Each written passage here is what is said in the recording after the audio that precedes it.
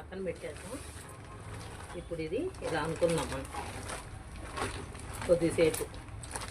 Hello అండి, అందరికీ నమస్తే. Welcome to my channel Venkatalakshmi Palnadu రుచులు. ఇంతవరకు మన ఛానల్లో చేయని వీడియో అండి, మీ అందరి కోసం చూపిస్తున్నాను. ప్లీజ్ మీరు అందరూ మన వీడియో లైక్ చేయండి, షేర్ చేయండి, సబ్స్క్రైబ్ చేసుకుని ఎక్కడి నుంచి వస్తారో కామెంట్ చేయండి. కొబ్బరి ఉండలు అనమాట, పచ్చి కొబ్బరి ఉండలు ఎలా చేసుకోవాలి, పర్ఫెక్ట్గా ఎలా పాకం ఎలా తీసుకోవాలి అన్నీ పర్ఫెక్ట్గా చూపిస్తా. మీరు అందరూ ఖచ్చితంగా ట్రై చేయండి. నేనైతే సింపుల్గా చూపిస్తున్నా. ఇవ్వండి 4 కొబ్బరికాయలు తీసుకున్నాను. ఫస్ట్ ఈ కొబ్బరికాయలు అనేది పగలగొట్టుకుందాం మనం.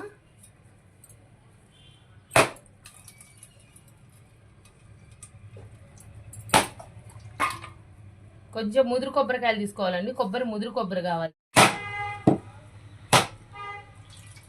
చూసారు కదా కొబ్బరి నీళ్ళు తాగటానికి.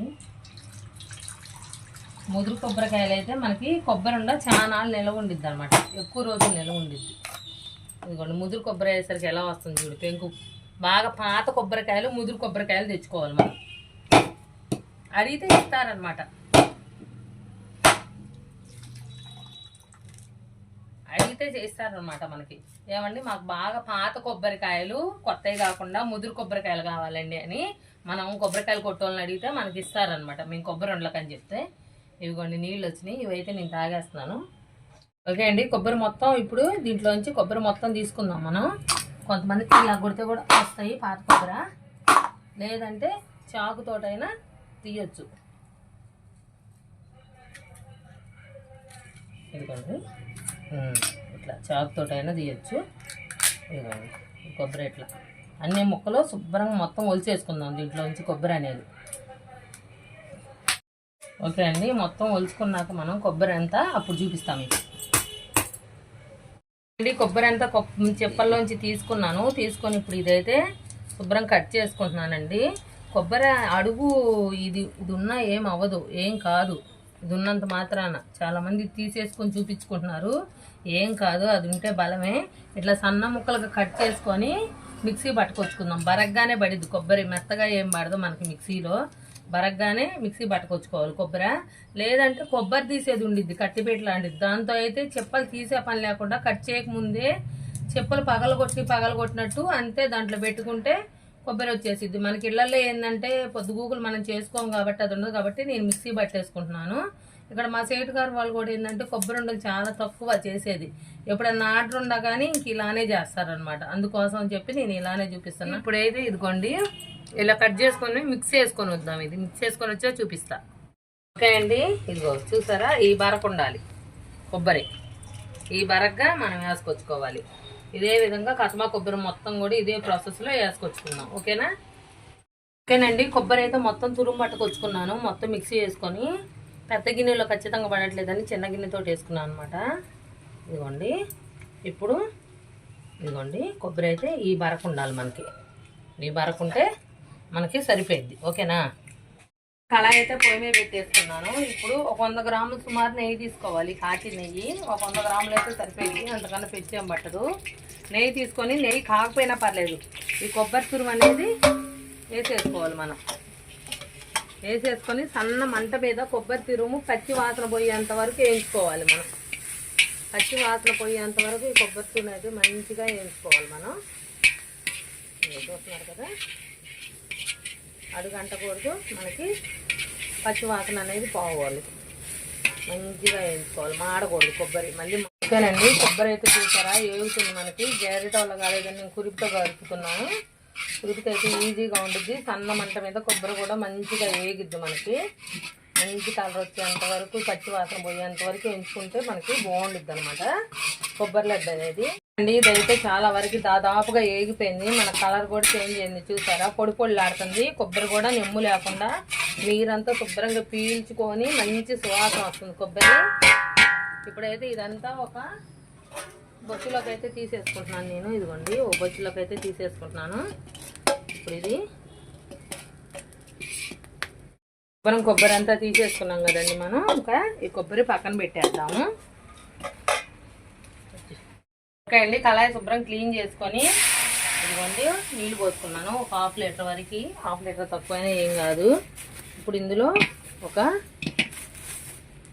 కేజీ బెల్లం వేస్తున్నాను.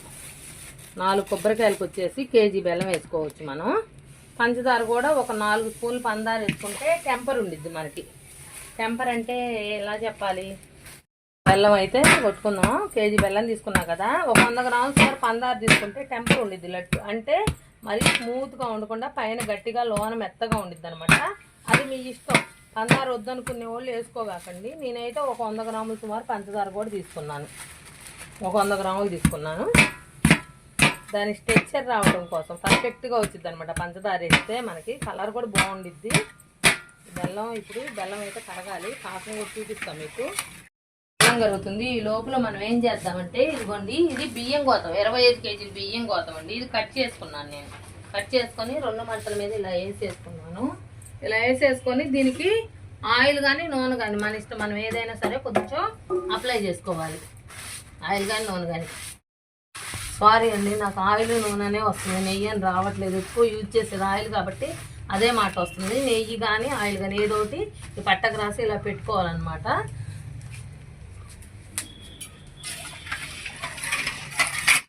ఓకేనండి, పాకం అయితే పొంగొచ్చింది మనకి. ఇంకా పాకం అనేది కొద్దిగా రావాలండి, కొద్దిగా ముదురు పాకమే రావాలి మనకి. పాకం యాలకుల పొడి అయితే వేసాను. ఇప్పుడు కొంచెం మరింత వేసాను యాలకుల పొడి. ఇప్పుడైతే ఇది చూడండి, పాకం అయితే మనకు అసలు పాకం బాగా కలర్ ఏమి యూజ్ చేయలేదు కాబట్టి ఇలా ఉంది పాకం మనకి. ఇదిగోండి చూపిస్తా చూడండి. ఇదిగో ముదురు పాకం, ఉండగట్టిపోతాం చూడండి. ఇదిగో ఇట్లా ముదురు పాకం రావాలి.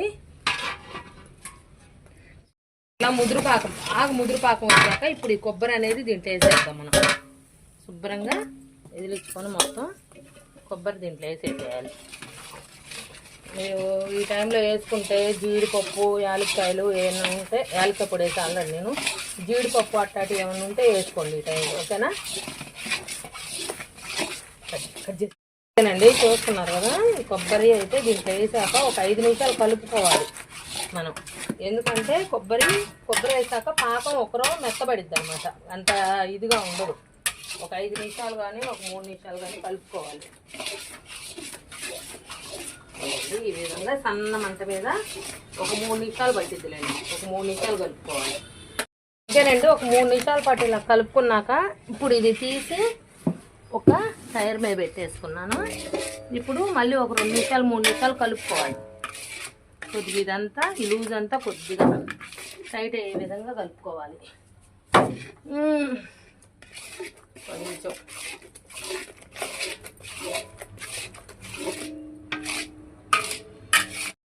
ఇలా టైట్ అయింది, తీసి పట్ట మీద వేస్తున్నాను నేనైతే.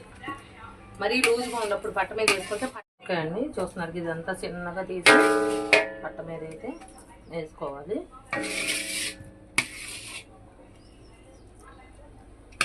కళాయిలోనే ఉండి కట్టుకోకూడదా అని అడుగుతారేమో. అది వేరు, కళాయిలో కట్టుకునే లెక్క వేరు. కొన్ని లడ్లుగా కళాయిలో కట్టుకోవచ్చు, దీన్ని కట్టుకోవాలి కాదు.